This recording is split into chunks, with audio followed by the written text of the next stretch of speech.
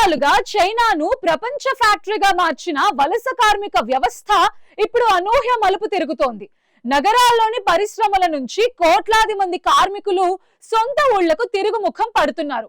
ఇది కేవలం ఒక సామాజిక మార్పు మాత్రమే కాదు, చైనా ఆర్థిక వ్యవస్థలో మొదలైన ఒక భారీ నిర్మాణాత్మక సంక్షోభమని నిపుణులు హెచ్చరిస్తున్నారు. గతంలో గ్రామాలను వదిలి నగరం బాట పట్టిన శ్రామికులు ఇప్పుడు ఎందుకు వెనక్కి వస్తున్నారు? ఆ వివరాలేంటో ఈ స్టోరీలో ఇప్పుడు చూద్దాం.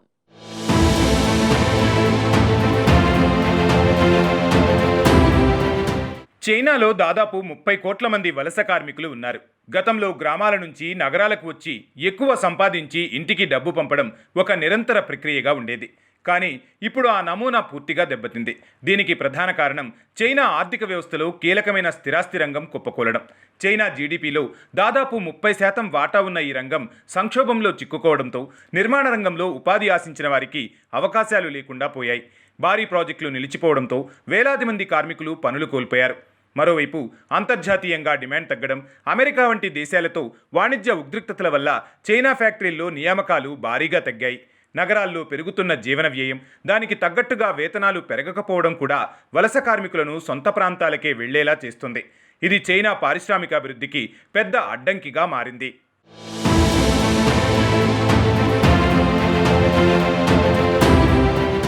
చైనా ఇప్పుడు తన ఆర్థిక వ్యవస్థలో సాంకేతిక విప్లవాన్ని తీసుకొస్తోంది. ఆర్టిఫిషియల్ ఇంటెలిజెన్సీ, ఆటోమేషన్, హైటెక్ తయారీ రంగాలు ఇప్పుడు ప్రభుత్వానికి ప్రధాన లక్ష్యాలుగా మారాయి. అయితే ఈ మార్పు పాతతరం కార్మికులకు శాపంగా మారింది. పాత పద్ధతుల్లో పనిచేసే శ్రామికులకు కొత్త టెక్నాలజీ రంగంలో అవకాశాలు దొరకడం లేదు. ముఖ్యంగా వృద్ధ కార్మికులు ఈ వేగవంతమైన మార్పును తట్టుకోలేక తిరిగి వ్యవసాయం లేదా అసంఘటిత రంగాల వైపు మొగ్గు చూపుతున్నారు. ఈ పరిస్థితి వల్ల పరిశ్రమలకు కావాల్సిన నైపుణ్యం కలిగిన కార్మికుల కొరత ఏర్పడుతోంది. ప్రభుత్వం రవాణా రాయితీలు, నివాసానుమతులు సడలించినా అది ఇప్పుడు పరిష్కారం కావడం లేదు.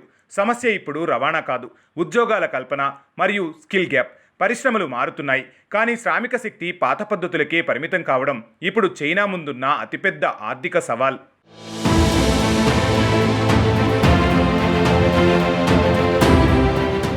పరిశ్రమల నుంచి కార్మికులు వలస వెళ్లడం వల్ల ఏర్పడే స్కిల్ గ్యాప్ను పూరించడం ఇప్పుడు చైనాకు సాధ్యం కాని పనిగా మారుతోంది.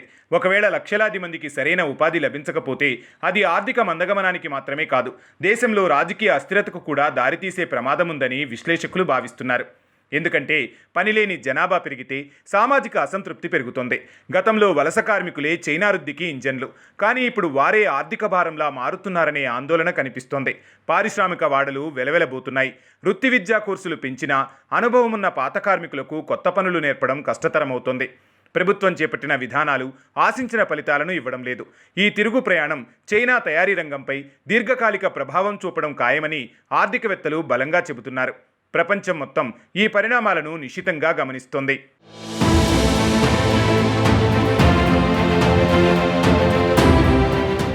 ఇక ఈ సంక్షోభం కేవలం చైనాకే పరిమితం కాకుండా గ్లోబల్ సప్లై చైన్ వ్యవస్థ కూడా దెబ్బతీసేలా ఉంది. చైనా నుంచి వచ్చే ఉత్పత్తుల ధరలు పెరగడం, సరఫరాలో జాప్యం కలగడం ఇప్పటికే ప్రపంచవ్యాప్తంగా కనిపిస్తోంది. వలస కార్మికులు లేని ఫ్యాక్టరీలు ఉత్పత్తిని కొనసాగించలేవు. ముఖ్యంగా ఎలక్ట్రానిక్స్, టెక్నాలజీ రంగాల్లో చైనాకు ఉన్న గుత్తాధిపత్యం ఇప్పుడు ప్రమాదంలో ఉంది. కార్మికులు వెనక్కి వెళ్లే కొద్దీ అక్కడ లేబర్ కాస్ట్ పెరుగుతోంది. తక్కువ కూలీల కోసం చైనాకు వెళ్లిన విదేశీ కంపెనీలు ఇప్పుడు వేరే దేశాల వైపు చూస్తున్నాయి. ఇది చైనా ఎగుమతులపై తీవ్ర ప్రభావం చూపుతోంది. ప్రభుత్వ రాయితీలు ఇచ్చి పరిశ్రమలను కాపాడాలని చూస్తున్నా పనిచేయడానికి మనుషులు లేకపోతే మౌలిక వసతులు ఏం చేయగలవు అనే ప్రశ్న తలెత్తుతోంది. కార్మికుల కొరత చైనా తయారీ సామర్థ్యాన్ని క్రమంగా నీరుగారుస్తోంది.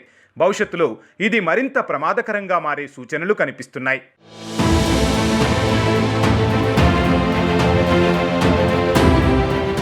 రివర్స్ మైగ్రేషన్ వల్ల చైనాలోని గ్రామీణ ప్రాంతాల్లో కూడా ఒత్తిడి పెరుగుతోంది.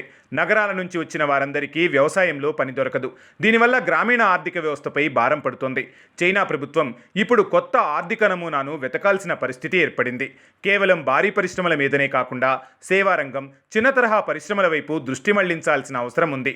కానీ మారుతున్న రాజకీయ పరిస్థితుల మధ్య ప్రభుత్వం తీసుకునే నిర్ణయాలు ఎంతవరకు సఫలీకృతం అవుతాయో చూడాలి.